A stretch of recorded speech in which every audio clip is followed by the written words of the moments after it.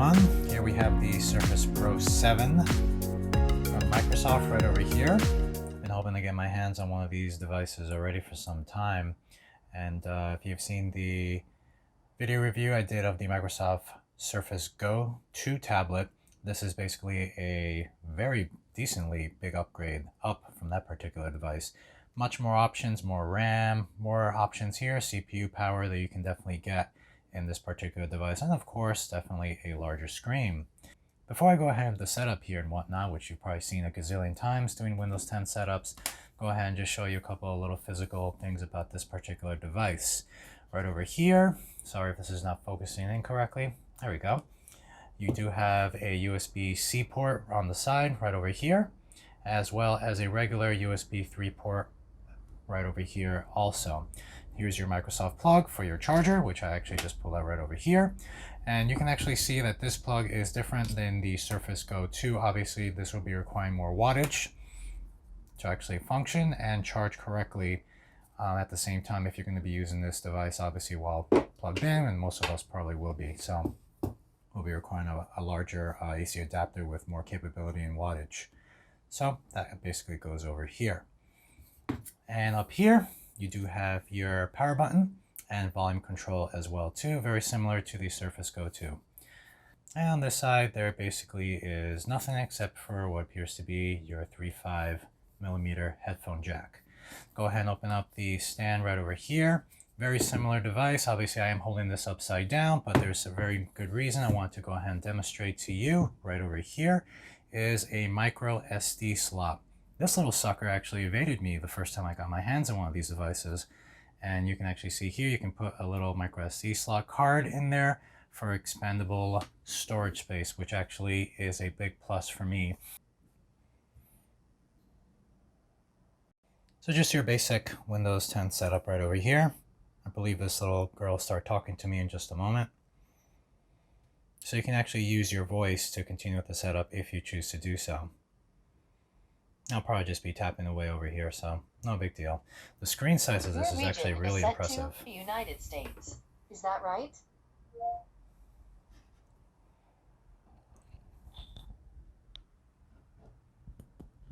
Your keyboard is set to US. Want to stick with that? Do you also type with another keyboard layout? Nope. Now let's get you connected to a network.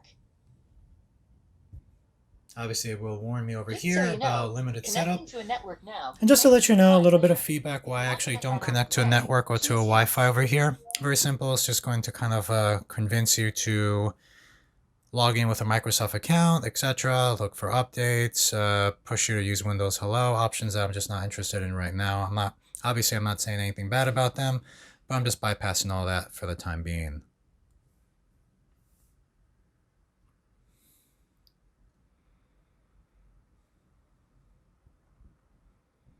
And occasionally I have noticed some of these devices somewhere in the mid setup, it just reboots itself and then continues with the setup as planned.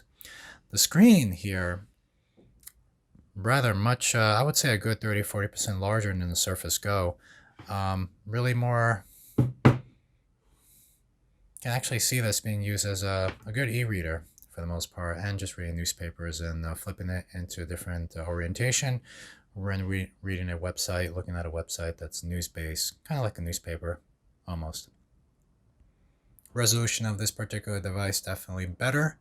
More options in terms of CPU power. The higher tier of the Surface Go 2, I believe, is going to be the M3, kind of like the mobile version of the iQore 3. Perhaps if I were to actually take a pretty good guess at that. Asking me the same thing again. It's like it just doesn't like my answer from last time.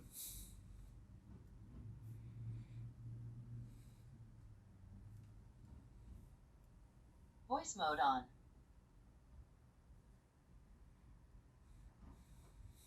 Go ahead and click accept to the Microsoft terms.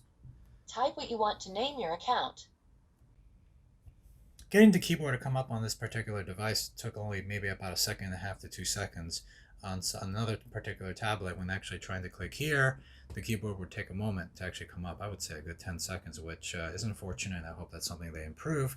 Not an issue on this particular device, considering the processor that's inside of it.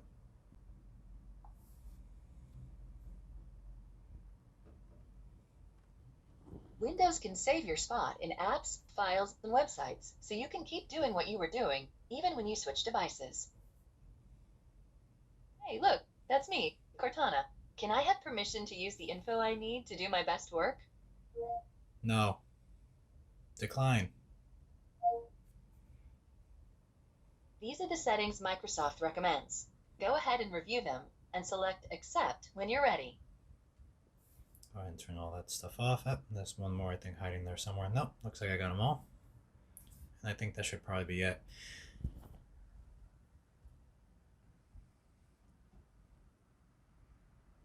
Power plug is actually pretty simple to plug in, pretty much held by magnets. You can actually feel it. I'm not even looking to see where this thing is, and look at that, just goes right there.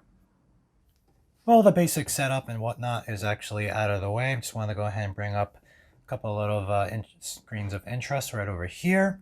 And here, of course, you can actually see the display resolution, a really, really beautiful resolution right there. So a lot of windows will actually have to be rescaled. You can actually see it scaled to 200%. Otherwise, everything will just appear to be really, really small.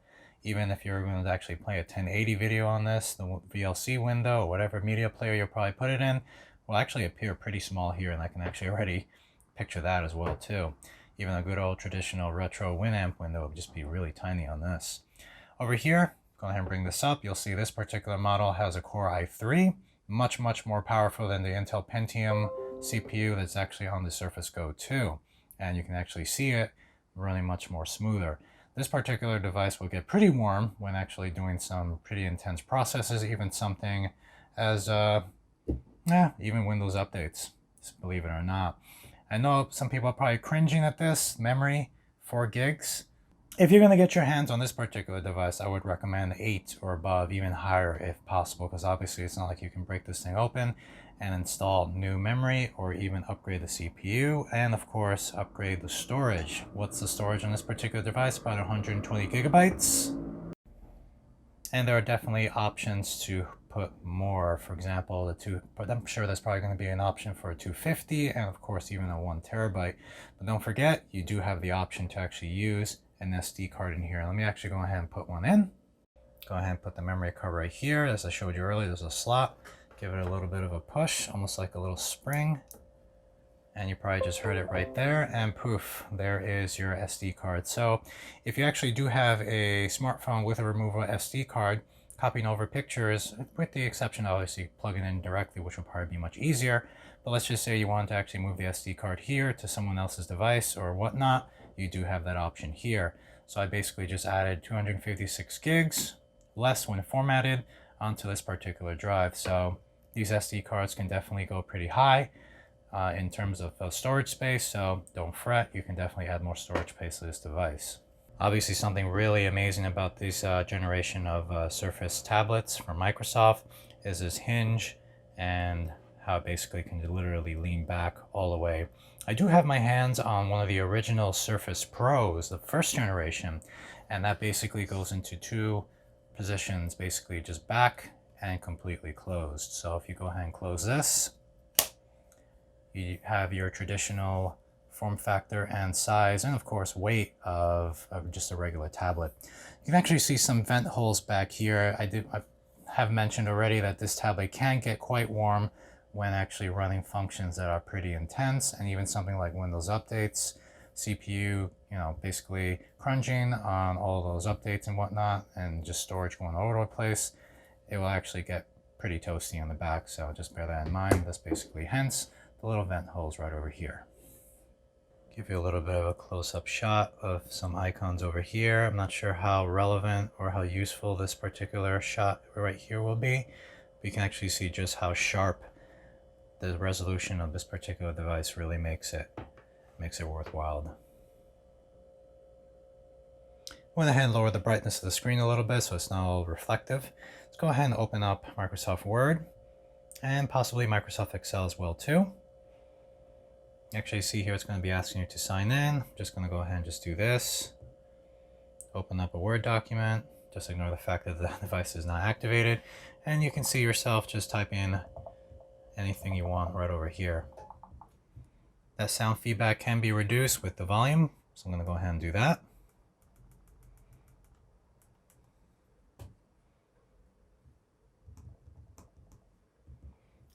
Highly recommended is the detachable keyboard that can go right over here. You can see that connection right there, held by magnets, and also be used as a cover for the screen itself.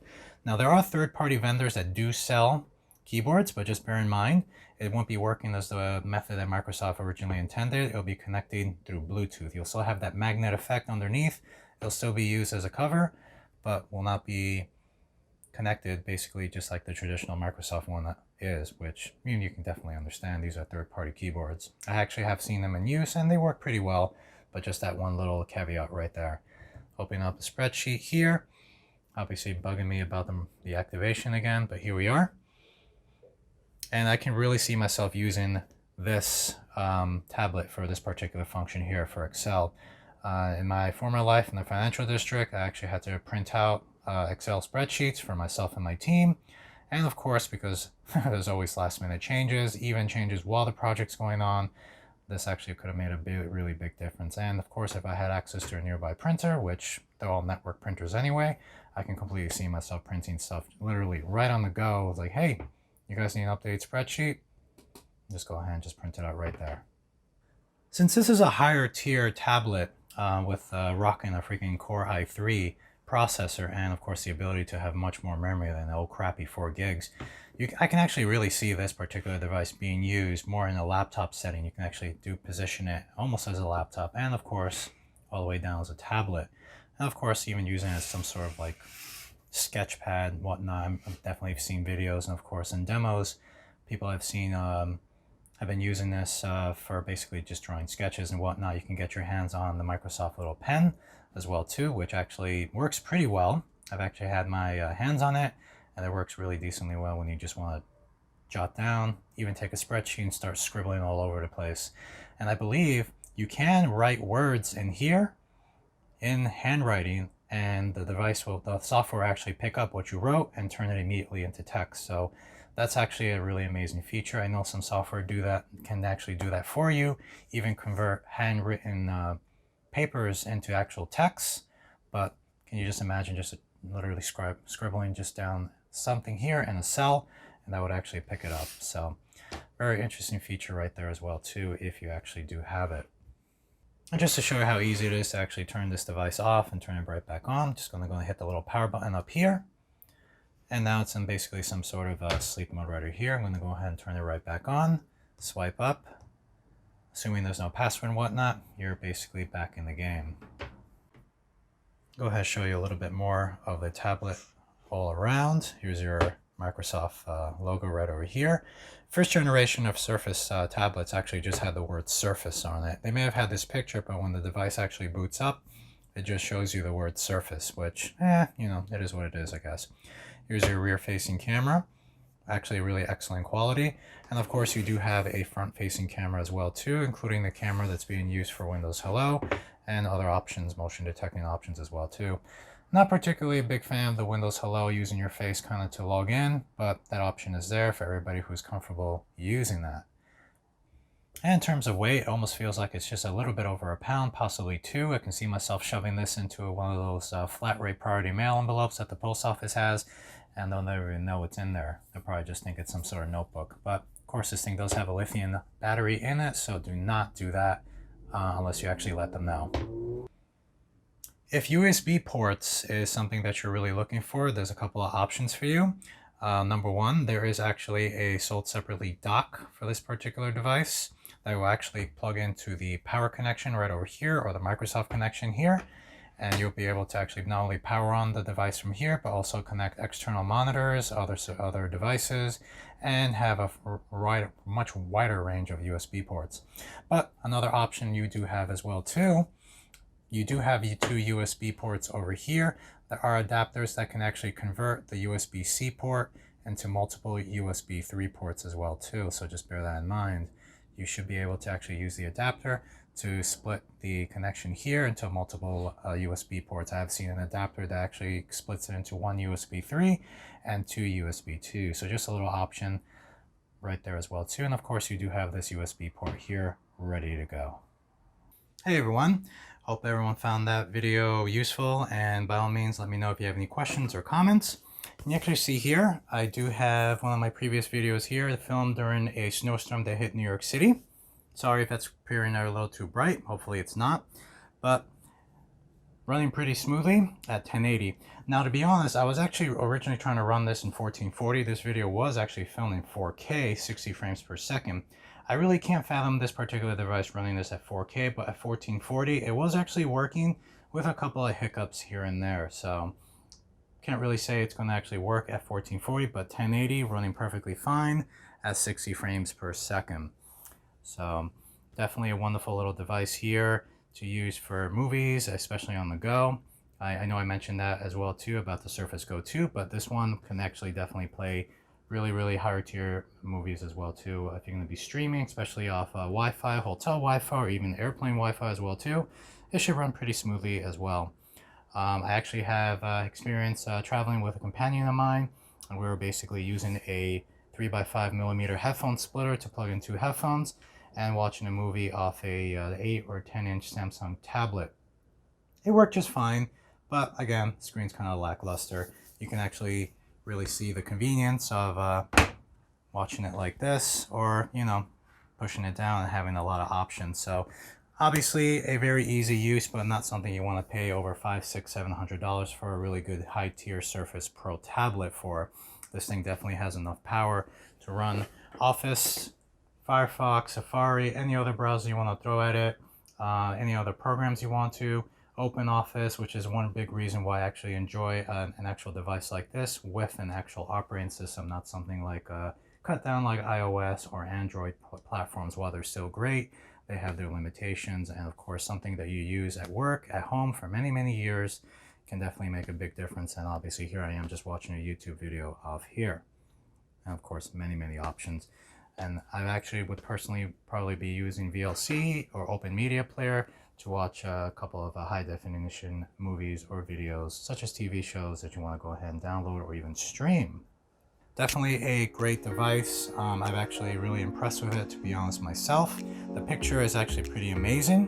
Go ahead and give you another little close up here. And sorry if it's not focusing correctly by any chance. Almost looks like I'm actually holding up a picture frame. I can actually see the funny joke of having this on a countertop or on a dinner table, and you have it on pause. People walk by like, oh wow, that is an amazing looking picture. It's like, yeah, let's see it in motion. And you just start playing the video and get a couple of oohs and ahs. You know what? Maybe I'll pull that one off. That's gonna be a good joke.